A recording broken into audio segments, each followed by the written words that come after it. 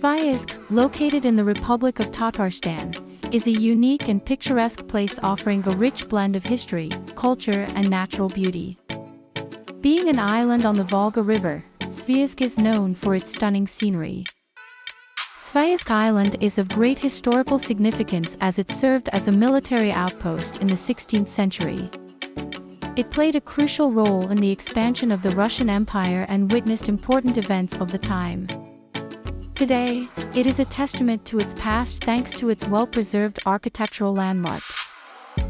Nature lovers will be delighted by the picturesque surroundings of Sviyazhsk. The island is surrounded by lush greenery and offers a breathtaking view of the Volga River.